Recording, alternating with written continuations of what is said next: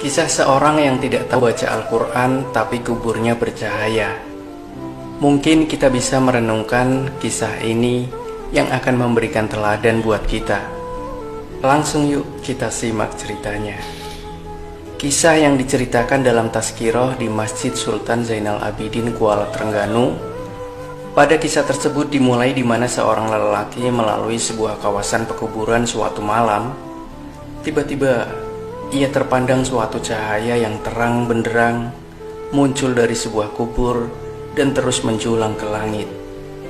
Melihat hal tersebut membuatnya kaku dan berpikir berbagai kemungkinan atas kuburan ini, yaitu pasti kubur seorang yang sangat istimewa, seperti seorang wali Allah atau ulama atau orang soleh yang istimewa kedudukannya di sisi Allah. Kemudian kubur tersebut diberikan tanda agar keesokan harinya bisa datang lagi bersama beberapa orang. Ternyata kubur tersebut hanya kubur orang biasa, suami dari si mayat.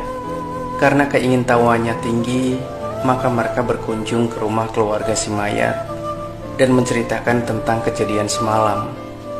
Tapi anehnya, istri si mayat terkejut dan keheranan. Dia sangat mengenal suaminya. Suaminya bukan siapa-siapa. Suaminya seorang petani biasa saja. Suaminya bukan seorang alim, bukan seorang ahli ibadah, bukan orang soleh, apalagi bukan imam, bukan muadzin, bukan guru Al-Quran. Malah suaminya tidak pandai membaca Al-Quran, dan dia tidak pernah mendengar suaminya membaca Al-Quran. Dan lelaki itu bertanya, apakah perkara-perkara aneh yang si mayat selalu lakukan dalam kehidupan sehari-harinya? Akhirnya istri almarhum teringat suatu perkara yang selalu dilakukan oleh almarhum. Setiap kali sebelum tidur pada setiap malam, suaminya akan mengambil wudhu, kemudian masuk di dalam suatu bilik, lalu diambilnya Al-Quran di atas rak, lalu dicium dan dipeluknya dengan penuh kecintaan dan kasih sayang. Ia akan duduk dan membuka Al-Quran itu sehelai demi sehelai, seperti sedang membaca.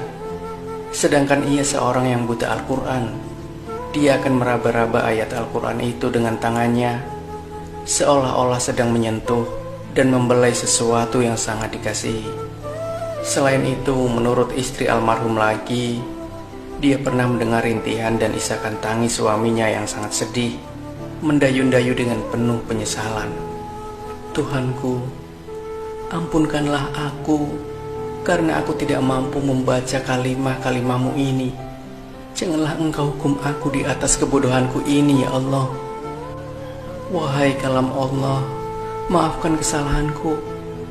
Aku tidak mampu membaca kalimah-kalimahmu. Aku tidak dapat bersahabat denganmu. Aku tidak dapat memahamimu. Tapi aku sangat mengasihimu. Aku sangat mencintaimu. Wahai kalam Allah, janganlah engkau mendakwa aku. Jangan engkau menuduh aku di hadapan Allah di akhirat nanti. Lelaki itu meminta untuk melihat Al-Quran kesayangan suaminya itu. Benar dan sangat mengharukan.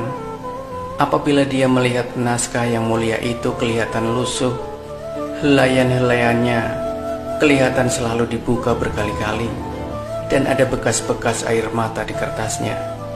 Tanda seseorang sering menangis, berjurai air matanya tatkala membuka lembaran yang maha suci ini.